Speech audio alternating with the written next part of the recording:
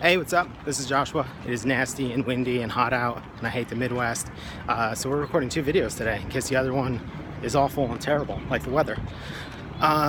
Okay, so we're continuing this work series. I think I want to share. Let's see. One of the biggest things I picked up. I worked at a really good retail brand agency from off and on, like 2006 to 13 maybe. Shout out to you guys because you're the best, or you are very forgiving of my crazy schedule and needs and self-centeredness. So most agencies in Minneapolis will have a relationship with a Target, and it is not uncommon to hear a story about how an agency gets in with Target and then pretty much all their resources go to Target work, or 80% of their work is from Target, or 60%, some really big number.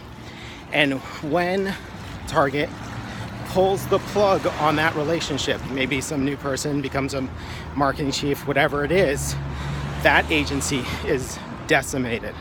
You know, they gut the place, trying to kill dead weight to keep the doors open enough to stay in business. So, excuse me. So what I saw at this agency, so when I came in, they were really small, and probably 80% of the work was Target work. And the other 20% was largely bullshit. It wasn't really diverse because none of it was they weren't gonna live off the other money, the other work. And I saw the most concerted effort to drum up new business that I'd seen up until my present job. And now when I see them, they're still doing tons of Target work, but they do tons of stuff as well.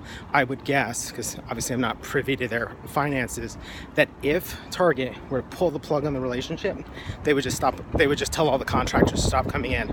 I don't think they would be laying people off. Now I could be wrong, but what's important about that is they could have stayed the course and done what a lot of these places do, just have a couple of clients, or purposely stay small, or just trust like it's all about relationships, and like that's going to save you from potential disaster, from laying people off. And they did it. They recognized that even though it seemed like a good situation, they were in an extremely fragile position. And they worked really hard over the course of the time that I was there to completely turn that around to where they have lots of clients, and while they represent significant amounts of money, they're split up enough to allow them to weather storms. And I think the real lesson for that is when you look at small businesses and smaller studios, there's always this notion of staying small for the sake of staying small, or believing these sort of asinine truisms like when you're a small business, like it's supposed to be chaotic, you're supposed to work a lot, it's supposed to go up and down, all of that kind of nonsense. And they didn't do that. And it makes them stable and growing and important.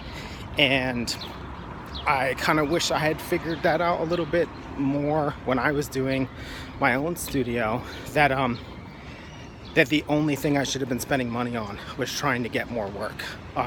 That is the god of running a business, is keeping more things coming in the door and not necessarily worrying about whether you can support them. Because if you have enough stuff coming in through the door, then you should have money, and money is going to solve your staffing issues. You can see it firsthand at so many places. So that was one of the biggest things I learned working at a pretty awesome place. And again, I want to say thank you to you guys, because if it wasn't for you, I wouldn't have been able to write and design and publish a bunch of books and stuff. So awesome. Thanks.